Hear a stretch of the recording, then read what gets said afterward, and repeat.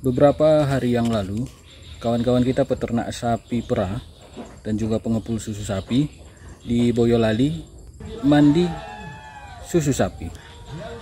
Ini indikasi bahwa peternak sapi perah dan juga pengepul susu sapi mulai gerah dengan kondisi yang ada, di mana produk mereka tidak diterima oleh pabrik pengolah susu. Apa yang sebenarnya terjadi dan apakah ini akan terjadi juga untuk kita peternak kambing perah? Sebagai peternak, bagaimana kita menyikapinya sehingga tidak terjadi hal-hal yang demikian? Saksikan terus di channel YouTube Dokadil Institute dan jangan lupa subscribe.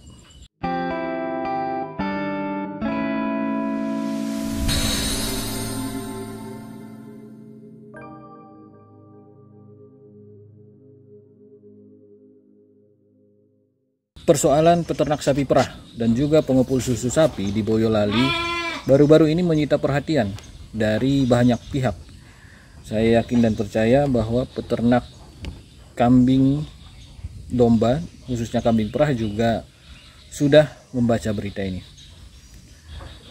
Terutama setelah mereka menggelar aksi mandi susu, bahkan membuang susu sapi yang tidak kurang dari 50 liter susu. Cukup menarik berita ini, Sobat Dokadil. Saya mendapat berita yang menyebutkan bahwa susu sapi tersebut sebenarnya ada sesuatunya, karena sehingga tidak diterima oleh perusahaan pengolah susu.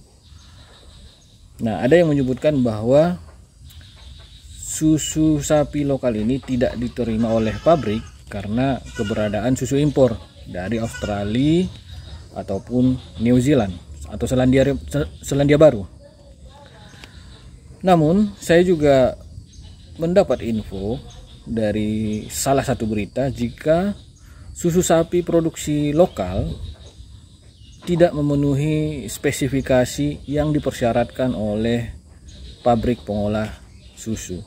Saya jadi teringat pembicaraan saya dengan Bang Roko, ada Ahlun Najam juga, dan juga kawan peternak. Saya dan mereka berbincang-bincang terkait susu kambing dan juga kambing perah. Kami membicarakan terkait standar susu kambing.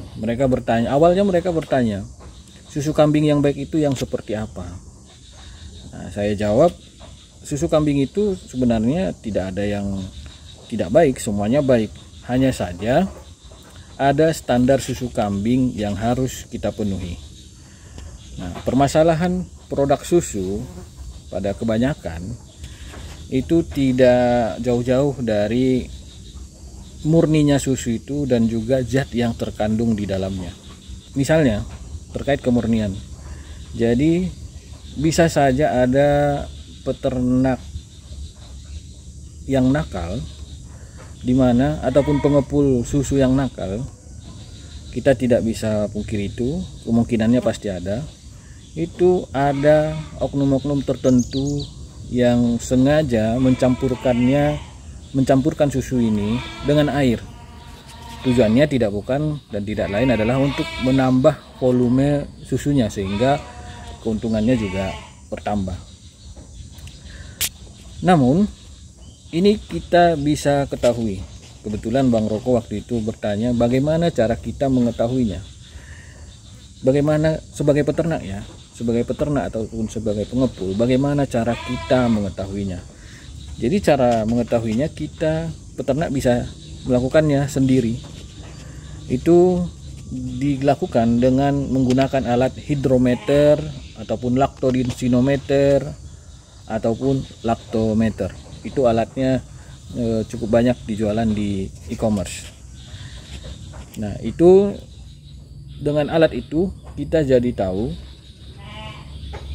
bobot jenis susu kambing. Jadi sedikit informasi bahwa bobot jenis air itu adalah sekitar 1 liter per 1 kilogram atau 1001 ml per 1 gram. Nah, kalau susu kambing itu bobot jenisnya di atas 1.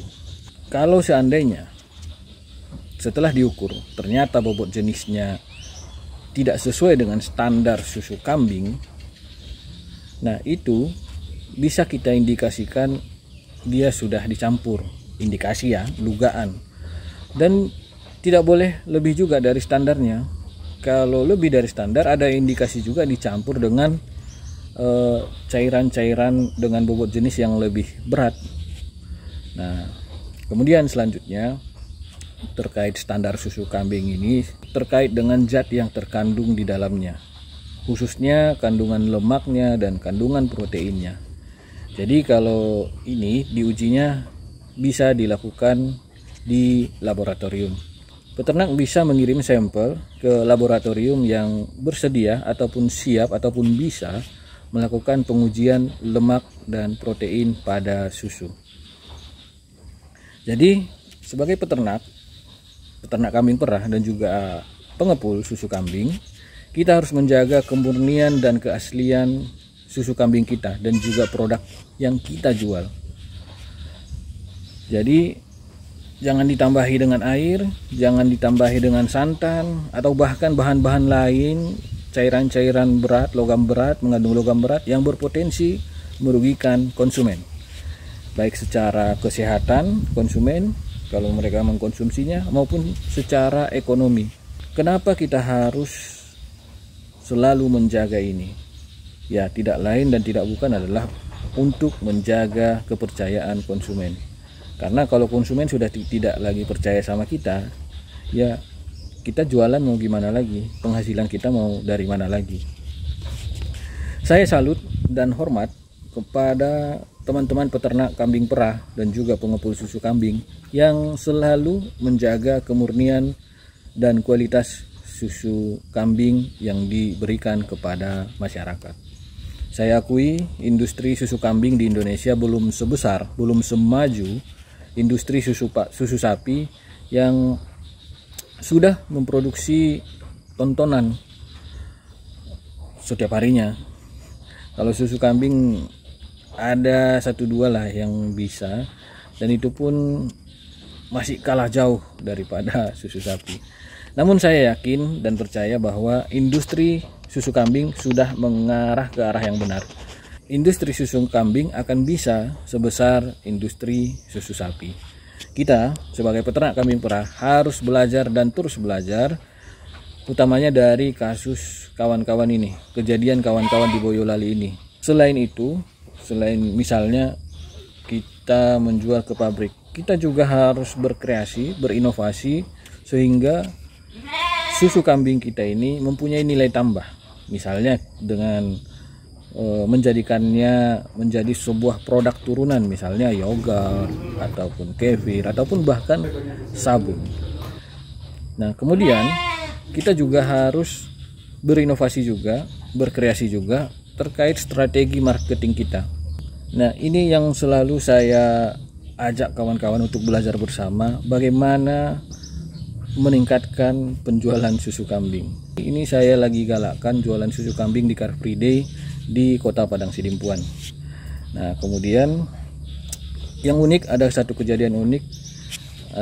Ada salah satu peternak senior di Sumatera Utara, Om Suryono. Ini jualan susu kambingnya cukup unik. Jadi kambing perahnya dibawa ke jalanan dengan menggunakan pickup. Jadi ketika ada orang pesan susu kambing, ya langsung diperah dan langsung diminum. Salut terhadap Om Suryono. Saya sangat berharap pemerintah memberikan perhatian terhadap seluruh peternak Indonesia, termasuk bukan hanya ke peternak sapi, juga ke peternak kambing. Saya sangat berharap akan solusi yang diberikan kepada peternak, baik itu peternak sapi ataupun kambing, sehingga tidak terjadi kejadian-kejadian seperti ini lagi. Saya juga yakin dan percaya bahwa masih banyak peternak yang mau dibina oleh pemerintah, sehingga peternakan mereka ataupun produk mereka memiliki kualitas yang bagus dan mampu bersaing dengan produk-produk susu impor. Demikian Sobat Dokadil, jika ada pertanyaan silahkan ketik di kolom komentar. Jika Sobat Dokadil suka video ini, silahkan tekan tombol like-nya. Dan jangan lupa, kalau Sobat Dokadil merasa video ini bermanfaat, sebarkan video ini ke kawan-kawan yang lain. Ajak kawan-kawan yang lain untuk subscribe channel Dokadil Institute. Channel ini kita persembahkan untuk seluruh peternak yang ada di seluruh Indonesia.